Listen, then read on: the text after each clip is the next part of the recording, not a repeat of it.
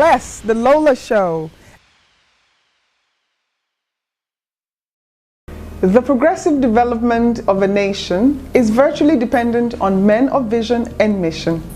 Men that are capable of combining the mastery of mind over the available resources and harnessing them to societal needs.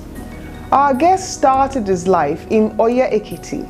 He saw new places, cities, made friends and acquaintances. In his services rendered to the country, the most significant contribution is to the growth of e-commerce, which resulted in the first license issued by CBN to carry international transaction in Nigeria through MasterCard. This opened the floodgates of e-transactions in Nigeria. Please welcome Senator Ayodele Sylvester Arishe.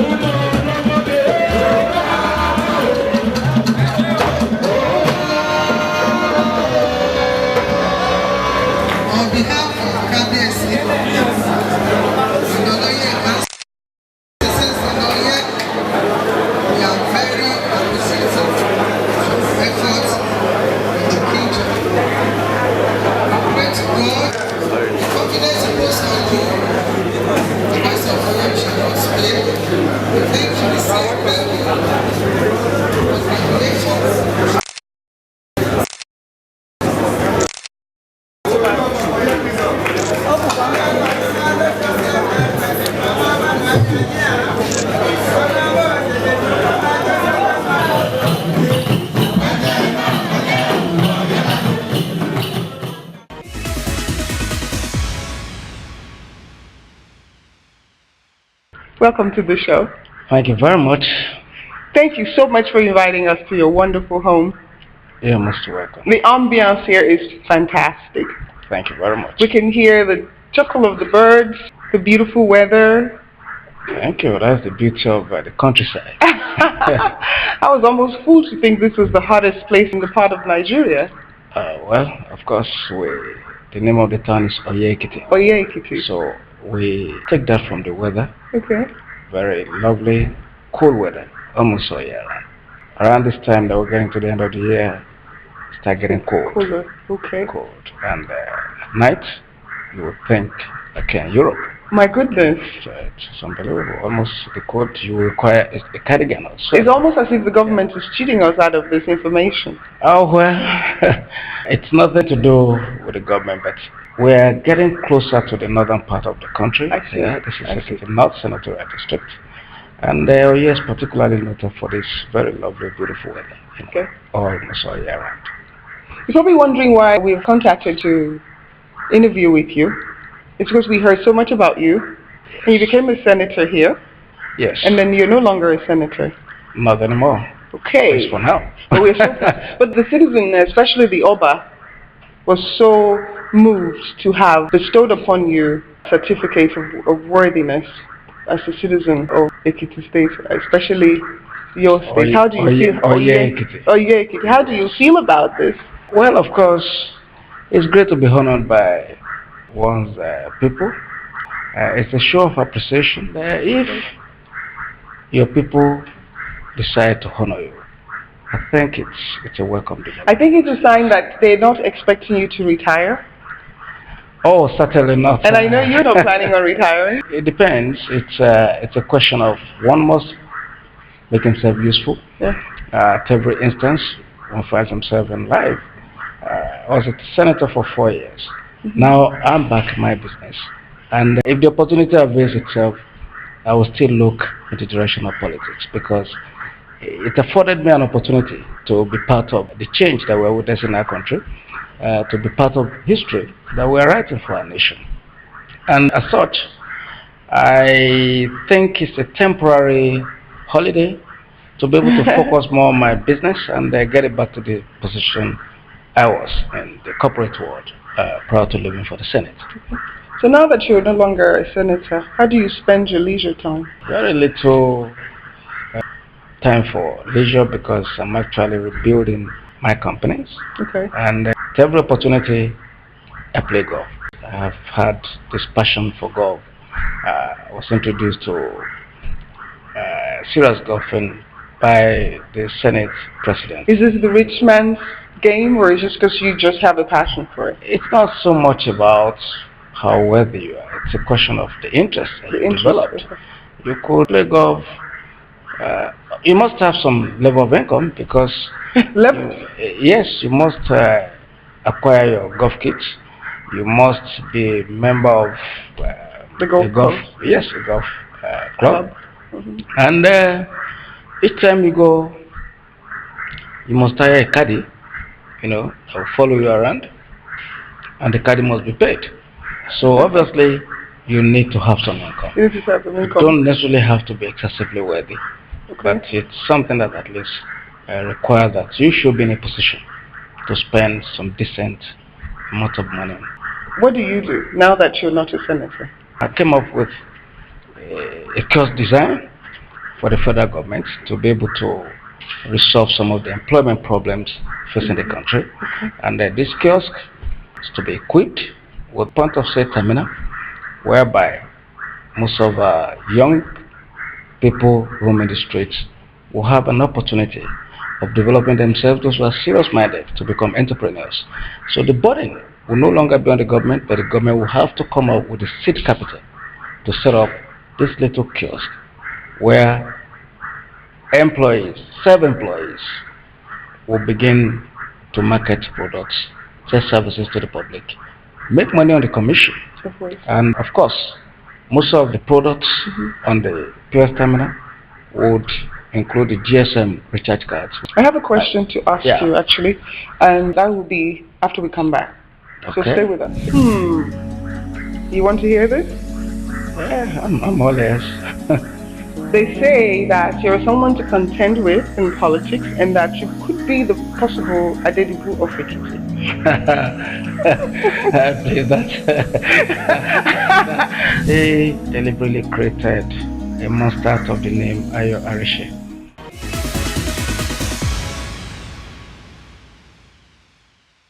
Welcome back to TLS. We're in the beautiful home of the distinguished Senator Ayo Arishe. Welcome back. Thank you very much. Before we went on break, I wanted to ask you that you were a senator for 4 years. Yes. And we know you to have accomplished so many great things that will, of course, outlive you. Could you please enumerate on maybe a couple of them? Well, especially for the state of Ekiti. Well, I guess in terms of achievement for the state, that credit goes to Mr. President because he decided to create universities in the zones that they did not have a federal presence. And Ekiti happened to be the only state in the southwest. They have a federal university. And so he decided to set one up, in Ekiti. But I was lucky to be a senator, and I was equally privileged to have been the chairman of privatization while I was in the Senate. And so when Mr. President was the vice president, he was chairman of National Council of Privatization. So I had the opportunity of a one-on-one relationship with him at that time. And so it wasn't too difficult for me to... To you, it doesn't look as difficult, but for a state that hadn't had a private university for the longest... he decided he wanted to set up the universities. So the credit goes to him for bringing one to Ekiti.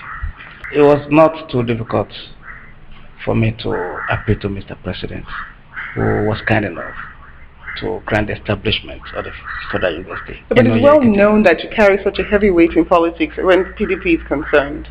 And it's been rumored that opposition parties fear you here in Ekiti. And some have even gone far as to say, you want to hear this?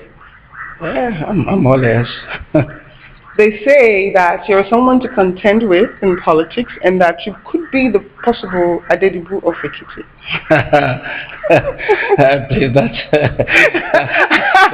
I know that was a description by the opposition press. But why would anyone say that you should be feared in politics?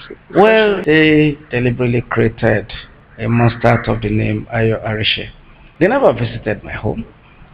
And many of them wrote I had tanks, machine guns, and stuff in this house. So, and because of that, they created that impression that this person has to be feared.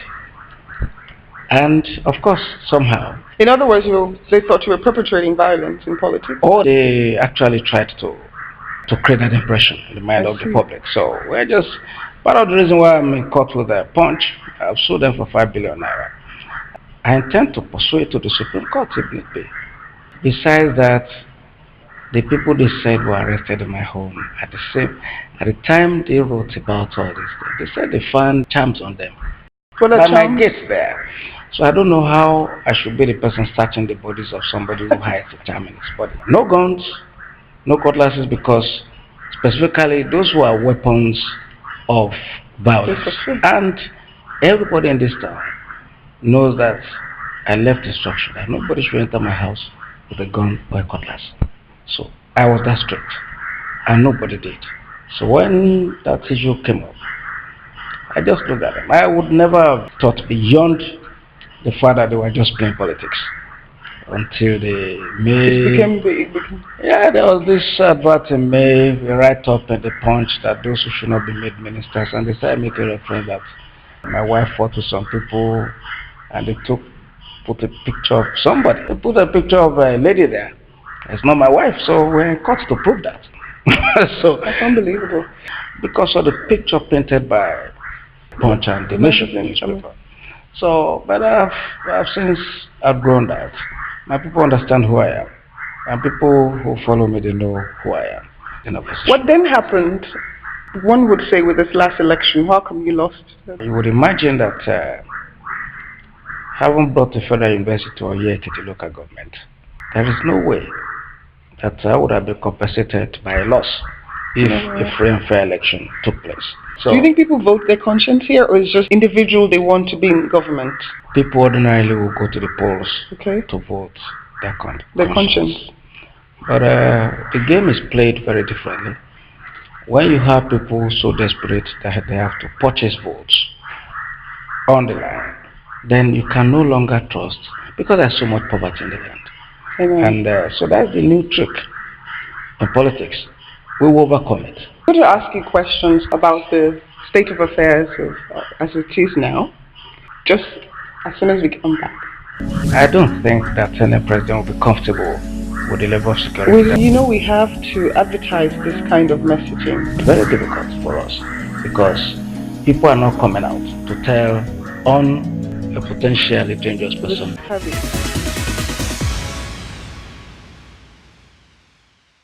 Welcome back. If you're just joining us, we're at this beautiful mansion, I would say, if you allow me to say, a beautiful mansion in Ekiti at the house of a distinguished senator, Senator Ayo Arishe.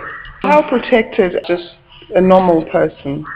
Well, of course, with the challenge of Boko Haram, the situation of the country has taken a totally new dimension. Why has it taken so long? Well, of course, you know, the Boko Haram people are not people that you know. Faceless? They are almost, by all definition, more or less faceless. They don't carry an identity. They don't wear a uniform. They don't display any. But armed robbers rarely do. Well, for the situation we've seen so far in this country, what has been the challenge, very tasking, is the fact that you can really not tell. But are we making every effort to find out who they are? I believe so. I mean, the government is working. It's just a very difficult situation that we all find ourselves in. But I believe things are being put in place. Things are going on. But the ability to stop it from happening is what we have not been able to achieve. And it's very difficult for us because people are not coming out to tell on who is a Boko Haram person, a potentially dangerous person in the neighborhood. I think government should make efforts to begin to sensitize the public, to tell Nigerians as much as possible. And the state government should step in and begin to give rewards to those who come in, to tell on those who are potential Boko Haram people or potential perpetrators of violence in our society, potential or criminals. But so, you know, we have to advertise this kind of messaging. Yeah, there's never been anything in Nigerians in the diaspora. Most of those Nigerians in diaspora, their comments are that the president is not talking about it. The president, to them, look as if he is complacent and thinks it's a problem that will go away. Well, again, I don't think that any president will be comfortable with the level of security that we have. Think so. And I know that the president is not comfortable with the situation in the country. Otherwise, he will not have moved to remove the Minister of Defense, the National Security Advisor, and replace them, because he's showing concern that he's worried. Now, we don't know whether right or wrong those steps, what they would achieve, but we need to start looking at other avenues. Publicity.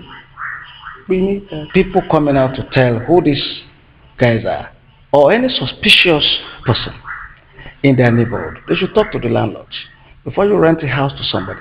Find out about who that person is. Report any suspicious activity to the police, and let those people who report have some benefits from the government.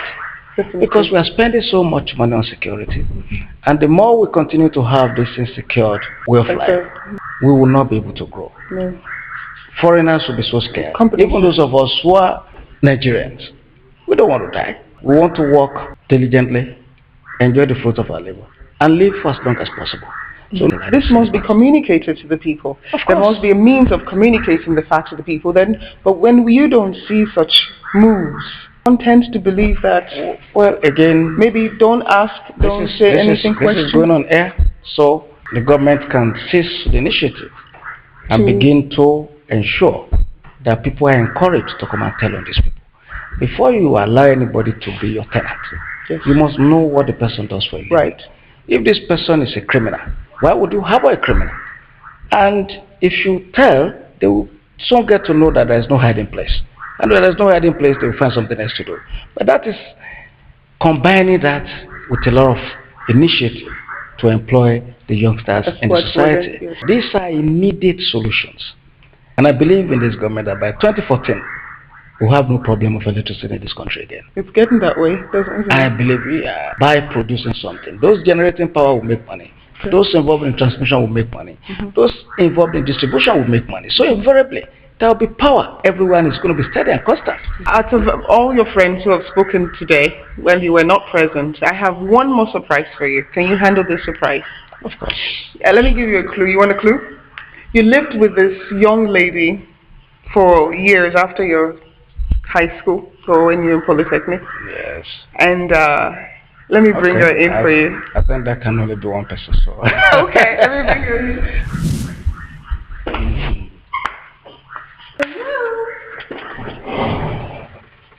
Hello. Thank you. Okay. Look who we have for you. Yes. How are you? Thank you. Ladies and gentlemen. Is it pleasantly was you surprised? Oh yes, pleasantly surprised. But the clue you gave me already gave me the suspicion that she was. We were so honored to have you here. My pleasure. Take the time out. You were one of the honorees today. Right. As the first PhD holder in the public health. Yes. Or in public health. In public health. The first PhD. Just to let you know what a man can do, A woman can do better. Yes, ma'am. You should give me a high five on that one. Thank you so very much. We have a wonderful time here spreading. And we'll see you on the golf course. I will look forward. Yes. Thank you so much for having us. And there you have it. We're going to the golf course. Come with us.